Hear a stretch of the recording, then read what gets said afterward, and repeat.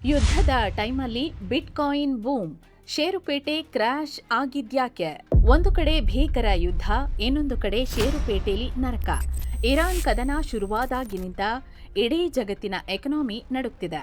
ನಮ್ಮ ಭಾರತದ ಮಾರ್ಕೆಟ್ ಕೂಡ ಇದರಿಂದ ತಪ್ಪಿಸಿಕೊಂಡಿಲ್ಲ. ಕೆಲವೇ ದಿನಗಳಲ್ಲಿ ಸೆನ್ಸೆಕ್ಸ್, ನಿಫ್ಟಿ 8ರಿಂದ 10ರಷ್ಟು ಪಾತಾಳಕ್ಕೆ ಕುಸಿದಿವೆ. ಈಗ ಸ್ವಲ್ಪ ಚೇತರಿಸಿಕೊಂಡಿದೆ. ಆದ್ರೆ ಓವರ್ ಆಗಿ ನೋಡಿದಾಗ ಬಿದ್ದಿದ್ದೇ ಜಾಸ್ತಿ. ಫಾರಿನ್ ಇನ್ವೆಸ್ಟರ್ಸ್ ಎದ್ನೋ ಬಿದ್ನೋ ಅಂತ ದುಡ್ಡು ವಾಪಸ್ ತೆಗಿತಿದ್ದಾರೆ. ಲಕ್ಷಾಂತರ ಕೋಟಿ ಕಳೆದುಕೊಂಡ ಜನ ಕಂಗಾಲಾಗಿದ್ದಾರೆ. ಎಲ್ಲವೂ ಮುಳುಗ್ತಿರೋ ಈ ಟೈಮಲ್ಲಿ ಒಂದೇ ಒಂದು ವಸ್ತು ಮಾತ್ರ ರಾಕೆಟ್ ತರ ಮೇಲಿರ್ತಿದೆ.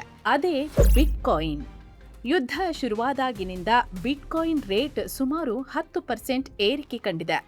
ಮತ್ತೆ $70,000 ಗಡಿ ದಾಟಿದೆ. ಸಾಮಾನ್ಯವಾಗಿ ಯುದ್ಧದ ಟೈಮಲ್ಲಿ ಜನ ಸೇಫ್ ಅಂತ ಚಿನ್ನದ ಮೇಲೆ ಹೂಡಿಕೆ ಮಾಡ್ತಾರೆ. ಆದ್ರೆ ಈಗ ಚಿನ್ನಕ್ಕಿಂತಲೂ ಸೇಫ್ ಅನ್ನೋ ರೇಂಜ್ಗೆ ಬಿಟ್ಕಾಯಿನ್ ಬೂಮ್ ಆಗ್ತಿದೆ. ಯಾಕೆ ಗೊತ್ತಾ?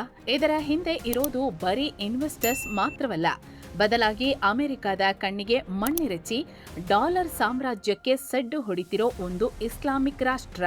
$7.8 ಬಿಲಿಯನ್ ನ ಕ್ರಿಪ್ಟೋ ಸಾಮ್ರಾಜ್ಯವನ್ನೇ ಸೃಷ್ಟಿಸಿರೋ ಇರಾನ್. ಇಡೀ ಜಗತ್ತು ಲಾಭ ಮಾಡ್ಕೊಳ್ಳೋಕೆ ಬಿಟ್ಕಾಯಿನ್ ಕೊಂಡ್ಕೊಳ್ತಿದ್ರೆ, ಇರಾನ್ ಅಮೆರಿಕದ ಕಣ್ತಪ್ಪಿಸಿ ತನ್ನ ಉಸಿರು ಉಳಿಸಿಕೊಳ್ಳೋದಿಕ್ಕೆ ಬಿಟ್ಕಾಯಿನ್ ಖರೀದಿಸ್ತಿದೆ. ಹಾಗಾದ್ರೆ ಏನಿದು ಇರಾನ್ನ ಸೀಕ್ರೆಟ್ ಗೇಮ್? ಯುದ್ಧಕ್ಕೂ ಕ್ರಿಪ್ಟೋಗೂ ಏನು ಸಂಬಂಧ? ಈ $1 ಬಿಲಿಯನ್ ರಹಸ್ಯವನ್ನ ಇವತ್ತು ಡಿಕೋಡ್ ಮಾಡೋಣ ಬನ್ನಿ. ಚಿನ್ನಕ್ಕಿಂತ ಸೇಫ್ ಆಯ್ತಾ ಬಿಟ್ಕಾಯಿನ್? ವಾಲ್ ಸ್ಟ್ರೀಟ್ ಕುಳಗಳ $1 ಬಿಲಿಯನ್ ಆಟ. ಮಾರ್ಚ್ 2026 ಇರಾನ್ ಯುದ್ಧದ ಶಾಕ್ನಿಂದ ಭಾರತದ ಈಕ್ವಿಟಿ ಮಾರ್ಕೆಟ್ಗೆ ದೊಡ್ಡ ಪೆಟ್ಟು ಬಿತ್ತು. ಫೆಬ್ರವರಿ ಅಂತ್ಯದ ಹೊತ್ತಿಗೆ ಯುದ್ಧ ಶುರುವಾದಾಗಿನಿಂದ ಲೆಕ್ಕ ಹಾಕಿದ್ರೆ ನಿಫ್ಟಿ ಹಾಗೂ ಸೆನ್ಸೆಕ್ಸ್ ಎರಡೂ ಬರೋಬ್ಬರಿ 10.6ರಷ್ಟು ಕ್ರ್ಯಾಶ್ ಆಗಿದ್ವು. ಈಗ ಸ್ವಲ್ಪ 5ರಿಂದ 6% ರಿಕವರ್ ಆಗಿವೆ. ಆದ್ರೆ ಮತ್ತೆ ಯಾವಾಗ ಬೀಳುತ್ತೆ ಅನ್ನೋ ಆತಂಕ ಇದೆ. ತೈಲ ಬೆಲೆ ಏರಿಕೆ, ಹಣದುಬ್ಬರದ ಭೀತಿ ಎಲ್ಲರನ್ನೂ ಕಾಡ್ತಿದೆ. ಆದ್ರೆ ಇದೇ ಟೈಮಲ್ಲಿ ಬಿಟ್ಕಾಯಿನ್ ಕಥೆನೇ ಬೇರೆ ಇತ್ತು. ಅದು $73,000 ಟಚ್ ಆಗಿತ್ತು. ಸಾಮಾನ್ಯವಾಗಿ ಯುದ್ಧದ ಟೈಮಲ್ಲಿ ಜನ ಸೇಫ್ ಅಂತ ಚಿನ್ನದ ಮೊರೆ ಹೋಗ್ತಾರೆ. ಯಾಕಂದ್ರೆ ಚಿನ್ನ ಯಾವುದೇ ದೇಶದ, ಯಾವುದೇ ಸರ್ಕಾರದ ಕಂಟ್ರೋಲ್ನಲ್ಲಿ ಇರಲ್ಲ. ಆದ್ರೆ ಈ ಬಾರಿ ಚಿನ್ನ ಏರೋದಿರ್ಲಿ, ಬಿದ್ದೋಯ್ತು. ಈ ವರ್ಷ ಚಿನ್ನ 15% ಏರಿಕೆ ಕಂಡಿದ್ದರೂ ಫೆಬ್ರವರಿ 28ರ ಇರಾನ್ ಅಟ್ಯಾಕ್ ನಂತರ ಸುಮಾರು 10ರಿಂದ 11% ಬಿದ್ದಿದೆ.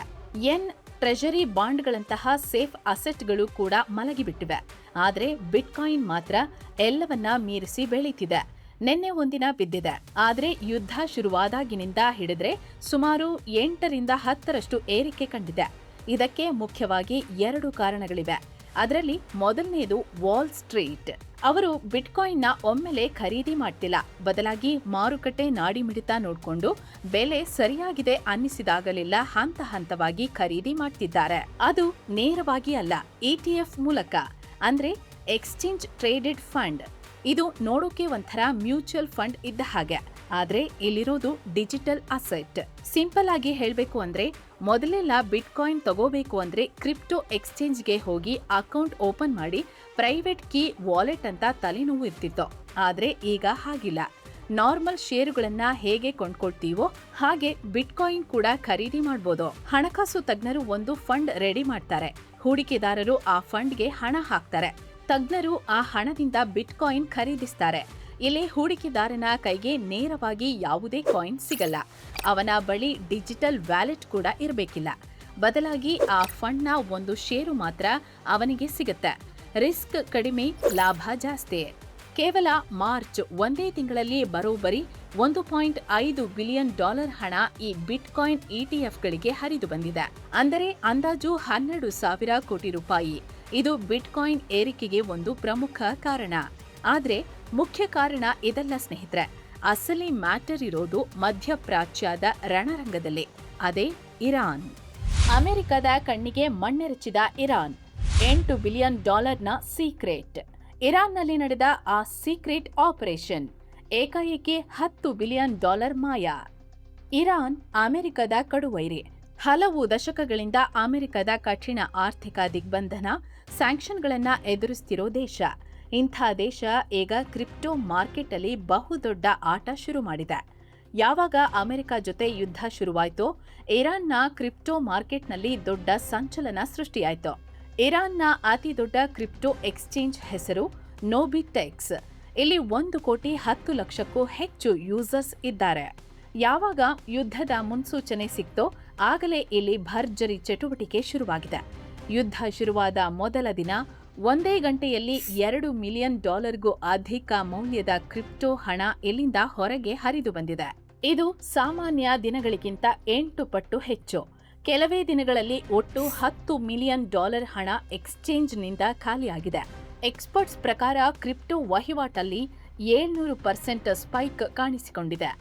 ಹಾಗಾದ್ರೆ ಈ ಹಣ ಎಲ್ಲಿಗೆ ಹೋಯ್ತು? ಯಾರು ಈ ಹಣವನ್ನ ರಾತ್ರೋರಾತ್ರಿ ಟ್ರಾನ್ಸ್ಫರ್ ಮಾಡಿದ್ರೋ? ಇಲ್ಲೇ ಇರೋದು ಟ್ವಿಸ್ಟ್.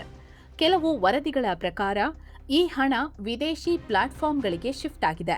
ಇನ್ನು ಕೆಲವರು ಇದು ಇರಾನ್ನ ಒಳಗೆ ಇರುವ ಬೇರೆ ಗುಪ್ತ ಎಕ್ಸ್ಚೇಂಜ್ಗಳಿಗೆ ಹೋಗಿದೆ ಅಂತಾರೆ. ಆದರೆ ಅತ್ಯಂತ ಆತಂಕಕಾರಿ ವಿಚಾರ ಅಂದ್ರೆ ಈ ಹಣದಲ್ಲಿ ಸುಮಾರು $2-3 ಮಿಲಿಯನ್ ಹಣ ಬೇರೆ ಬೇರೆ ಕಡೆಯ ಅನಾಮಧೇಯ ಡಿಜಿಟಲ್ ಅಕೌಂಟ್ಗಳಿಗೆ ಶಿಫ್ಟ್ ಆಗಿದೆ. ಅಂದ್ರೆ ಗುರುತು ಸಿಗದ, ಟ್ರ್ಯಾಕ್ ಮಾಡಲು ಸಾಧ್ಯವಾಗದ ಡಿಜಿಟಲ್ ಖಾತೆಗಳಿಗೆ. ಇದರ ಮಾಲೀಕ ಯಾರು? ಈ ಹಣ ಎಲ್ಲಿಂದ ಬಂತು? ಎಲ್ಲಿಗೆ ಹೋಯಿತು? ಯಾವುದಕ್ಕೆ ಬಳಕೆಯಾಗುತ್ತೆ ಅಂತ ಕಂಡುಹಿಡಿಯೋಕೆ ಯಾರಿಗೂ ಸಾಧ್ಯವಿಲ್ಲ. ಅಮೆರಿಕದ CIA ಆಗಲಿ, ಇಸ್ರೇಲ್ನ ಮೊಸಾದ್ ಆಗಲಿ ಇದನ್ನ ಭೇದಿಸುವುದು ಅಸಾಧ್ಯ. ಬ್ಲಾಕ್ ಚೈನ್ ತಂತ್ರಜ್ಞಾನದ ಅತಿ ದೊಡ್ಡ ಪ್ಲಸ್ ಪಾಯಿಂಟ್ ಮತ್ತು ಜಗತ್ತಿನ ಪಾಲಿಗೆ ಅತಿ ದೊಡ್ಡ ಮೈನಸ್ ಪಾಯಿಂಟ್ ಕೂಡ ಇದೆ. ತಜ್ಞರ ಪ್ರಕಾರ ಈ ಕ್ರಿಪ್ಟೋ ಮೂವ್ಮೆಂಟ್ ಹಿಂದೆ 2 ರೀತಿಯ ಜನ ಆಕ್ಟಿವ್ ಆಗಿದ್ರು. ಒಂದು, ಇರಾನ್ನ ಸಾಮಾನ್ಯ ನಾಗರಿಕರು ತಮ್ಮ ದೇಶದ ಕರೆನ್ಸಿಯ ಮೌಲ್ಯ ಪಾತಾಳಕ್ಕೆ ಕುಸಿತಿದೆ ಅನ್ನೋ ಭಯದಿಂದ ತಮ್ಮ ಸೇವಿಂಗ್ಸ್ ಉಳಿಸಿಕೊಳ್ಳೋಕೆ ಅವರು ಬಿಟ್ಕಾಯಿನ್ ಮೊರೆ ಹೋಗಿದ್ದಾರೆ. ಲೋಕಲ್ ಕರೆನ್ಸಿಯನ್ನ ಕ್ರಿಪ್ಟೋಗೆ ಕನ್ವರ್ಟ್ ಮಾಡಿ ಎಕ್ಸ್ಚೇಂಜ್ನಿಂದ ಹೊರಗಿರೋ ವ್ಯಾಲೆಟ್ಗಳಿಗೆ ವರ್ಗಾಯಿಸಿದ್ದಾರೆ. ಆದ್ರೆ ಎರಡನೆಯ ಗುಂಪು ಇದೆಯಲ್ಲ, ಅದು ಅತ್ಯಂತ ಅಪಾಯಕಾರಿ. ಅದುವೇ ಇರಾನ್ ಸರ್ಕಾರದ ಜೊತೆ ಗುರುತಿಸಿಕೊಂಡಿರುವ ರಹಸ್ಯ ಸಂಸ್ಥೆಗಳು, ಸ್ಟೇಟ್ ಲಿಂಕ್ಡ್ ಎಂಟಿಟೀಸ್. ಹೌದು, ಈ ಟ್ರಾನ್ಸಾಕ್ಷನ್ಗಳಲ್ಲಿ 50% ಪಾಲು ಸ್ವತಃ ಇರಾನ್ ಸರ್ಕಾರ ಹಾಗೂ ಸೇನಾಪಡೆಗೆ ಸೇರಿತ್ತು ಅನ್ನೋ ರಿಪೋರ್ಟ್ಗಳು ಹೊರಬಿದ್ದಿವೆ. ಸರ್ಕಾರಿ ಸಂಸ್ಥೆಗಳೇ ಬಿಟ್ಕಾಯಿನ್ ಮೂಲಕ ತಮ್ಮ ಭಾರೀ ಪ್ರಮಾಣದ ಫಂಡ್ಗಳನ್ನು ಸುರಕ್ಷಿತ ಜಾಗಕ್ಕೆ ಶಿಫ್ಟ್ ಮಾಡಿದವು. ಇರಾನ್ನಂತಹ ಒಂದು ಇಸ್ಲಾಮಿಕ್ ರಾಷ್ಟ್ರ ಇಷ್ಟೊಂದು ಅಡ್ವಾನ್ಸ್ಡ್ ಆಗಿ ಕ್ರಿಪ್ಟೋ ಕರೆನ್ಸಿ ಬಳಸ್ತಿದೆ ಅನ್ನೋದು ಮೇಲ್ನೋಟಕ್ಕೆ ಆಶ್ಚರ್ಯ ಅನ್ನಿಸ್ಬೋದು. ಆದರೆ ಇರಾನ್ ಪಾಲಿಗೆ ಇದು ಐಷಾರಾಮಿಯಲ್ಲ, ಇದು ಬದುಕುವ ಹೋರಾಟ, ಅವರ ಅನಿವಾರ್ಯತೆ. ಡಾಲರ್ಗೆ ಸೆಡ್ಡು ಹೊಡೆದ ಇರಾನ್, ಡಿಜಿಟಲ್ ಕಾಯಿನ್ನ ಹೊಸ ಸಾಮ್ರಾಜ್ಯ. ಈ ಅನಿವಾರ್ಯತೆ ಯಾಕೆ ಸೃಷ್ಟಿಯಾಯಿತು ಅಂತ ಅರ್ಥ ಮಾಡ್ಕೋಬೇಕು ಅಂದ್ರೆ ನಾವು ಇರಾನ್ ಇತಿಹಾಸನ ಸ್ವಲ್ಪ ಕೆದಕಬೇಕು. ಅಮೆರಿಕದ ದಿಗ್ಬಂಧನ ಅಥವಾ ಸ್ಯಾಂಕ್ಷನ್ಸ್ ಇರಾನ್ನ ಹೇಗೆ ಉಸಿರುಗಟ್ಟಿಸಿದೆ ಅನ್ನೋದನ್ನ ನೋಡ್ಬೇಕು. ದಶಕಗಳಿಂದ ಇರಾನ್ ಅಮೆರಿಕ ನಡುವೆ ಹಗೆತನ ಇದೆ.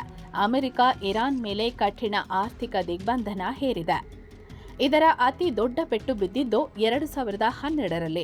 ಜಾಗತಿಕ ಬ್ಯಾಂಕಿಂಗ್ ವ್ಯವಸ್ಥೆಯಾದ ಸ್ವಿಫ್ಟ್ ಸಿಸ್ಟಂನಿಂದ ಇರಾನ್ನ ಬ್ಯಾಂಕ್ಗಳನ್ನು ಅಮೆರಿಕ ಕರುಣೆಯೇ ಇಲ್ಲದೆ ಕಿತ್ತು ಬಿಸಾಕಿತು.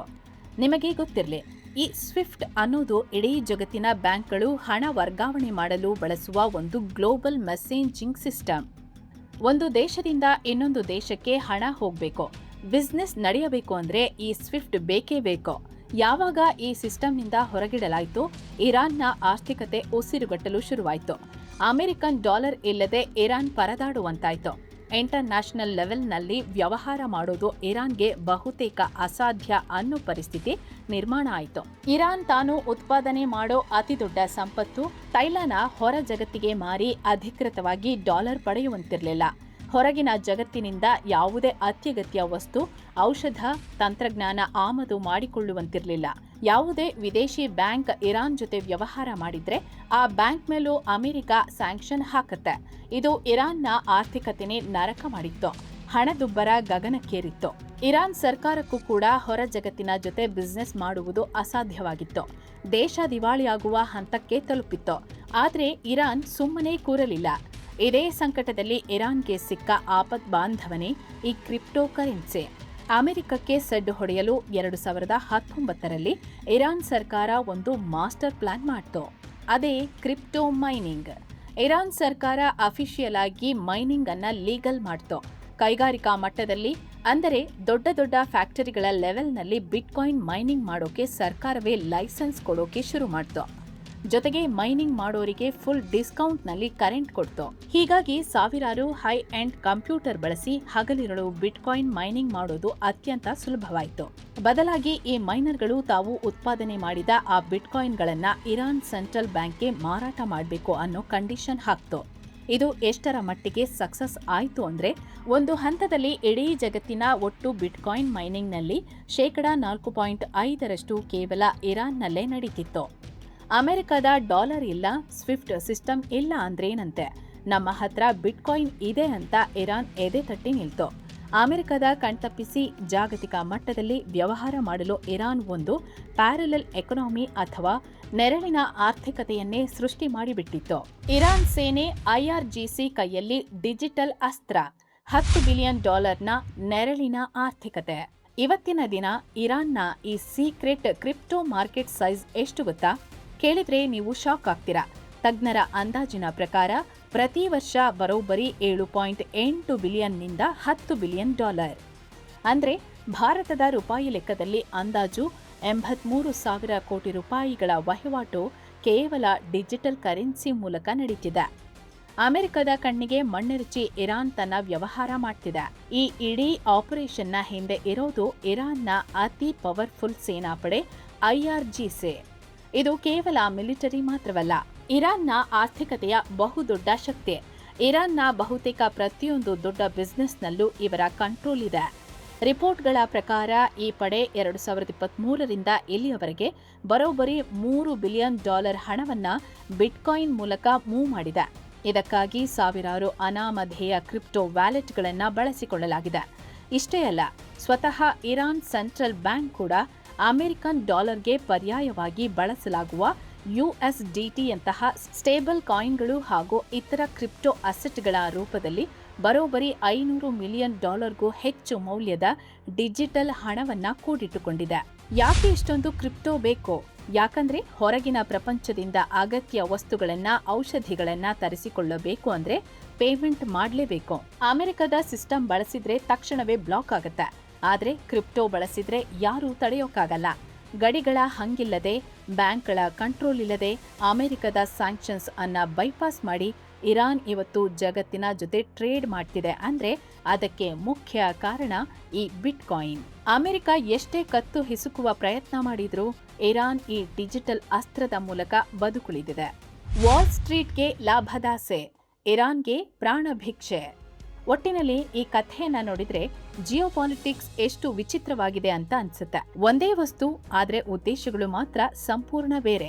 ಅಮೆರಿಕದ ಇನ್ವೆಸ್ಟರ್ಸ್ ಬಿಟ್ಕಾಯಿನ್ ಅನ್ನ ಒಂದು ಪ್ರಾಫಿಟ್ ಮಷಿನ್ ಅಥವಾ ಲಾಭ ತಂದುಕೊಡುವ ಯಂತ್ರ ಅಂತ ನೋಡ್ತಿದ್ದಾರೆ.